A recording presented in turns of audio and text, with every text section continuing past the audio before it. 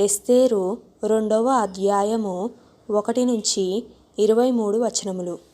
ఈ సంగతులైన తరువాత రాజైన అహష్వేరోషు యొక్క ఆగ్రహము చల్లారినప్పుడు అతడు వస్తీని, ఆమె చేసిన దానిని, ఆమెకు నిర్ణయింపబడిన దానిని తలంచగా, యవనులగు రాజు పరిచారకులు ఇట్లనిరి, అందమైన కన్యకలను రాజు కొరకు వెదకనగును.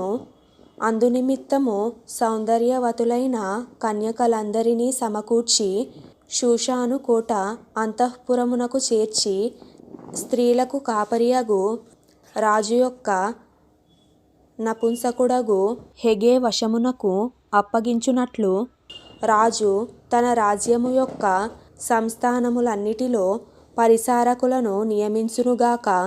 శుద్ధి కొరకు సుగంధ ద్రవ్యములను వారికిచ్చిన తరువాత రాజు ఆ కన్యకలలో దేనియందు ఇష్టపడునో ఆమె వస్తీకి బదులుగా రాణియగును. ఈ మాట రాజునకు అనుకూలమాయెను గనుక అతడు అలాగు జరిగించెను. షూషాను కోటలో బెన్యామీనీయుడగు కీషునకు పుట్టిన షిమీ కుమారుడగు యయీరు వంశస్థుడైన మొర్దెకై అను ఒక యూదుడుండెను.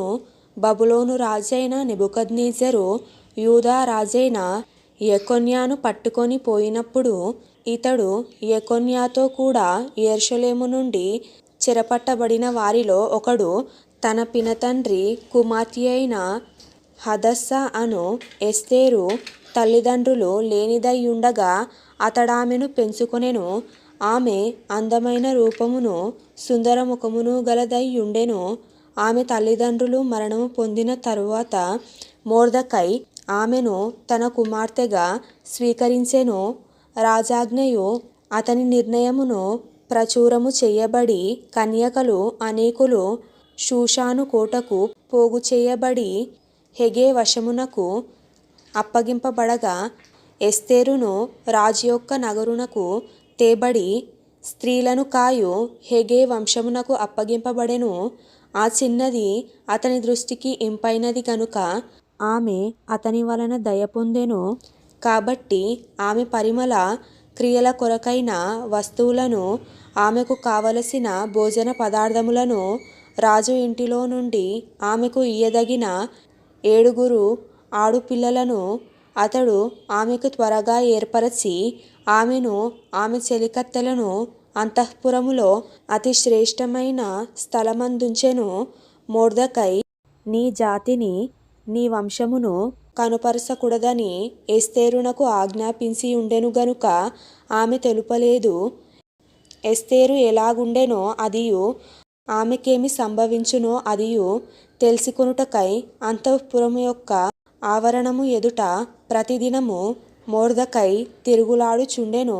6 మాసములు గోపరస తైలముతోనూ 6 మాసములు సుగంధ వర్గములతోనూ స్త్రీల పరిమళ క్రియల కొరకైన మరి వేరు పదార్థములతోనూ స్త్రీలు పరిమళ క్రియలు ముగించి రాజునొద్దకు పోవువారు 12 మాసములైన తరువాత రాజైన అహష్వేరోషునొద్దకు వెళ్ళుటకు ఒక్కొక్క చిన్నదానికి వంతు వచ్చినప్పుడు ఒక్కొక్క చిన్నది రాజునొద్దకు ఆ విధముగా పోవుచుండెను.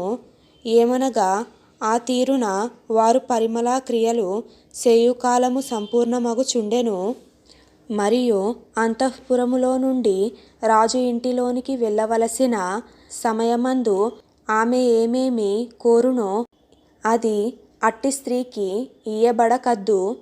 సాయంత్రమందు ఆమె లోపలికి వెళ్ళి మరుదినము ఉపపత్నులను కాయు రాజు యొక్క షండుడైన షయష్గాజు అను అతని వశములోనున్న 2వ అంతఃపురమునకు తిరిగి వచ్చును.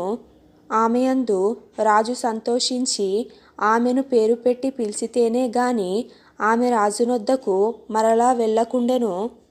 మొర్దెకై తన కుమార్తెగా స్వీకరించుకొనిన తన పినతండ్రి అయిన అబీహాయిలు కుమార్తెయగు ఎస్తేరు రాజునొద్దకు వెళ్ళుటకు వంతు వచ్చినప్పుడు స్త్రీలను కాయు రాజు యొక్క షండుడైన హెగే నిర్ణయించిన అలంకారము గాక ఆమె మరి ఏమీ కోరలేదు.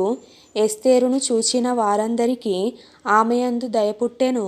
ఈ ప్రకారము ఎస్తేరు రాజైన అహష్వేరోషు ఏలుబడియందు 7వ సంవత్సరమున టెబెతు అను 10వ నెలలో రాజు నగరులోనికి అతని యొద్దకు పోగా, స్త్రీలందరికంటే రాజు ఎస్తేరును ప్రేమించెను.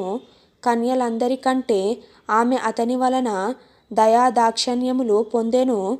అతడు రాజకిరీటమును ఆమె తల మీద ఉంచి ఆమెను వస్తీకి బదులుగా రాణిగా నియమించెను.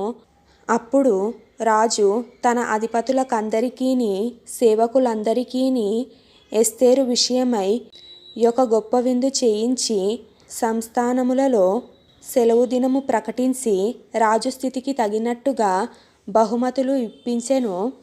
2వ మారు కన్యకలు కూర్చబడినప్పుడు మొర్దెకై రాజగుమ్మములో కూర్చొని ఉండెను.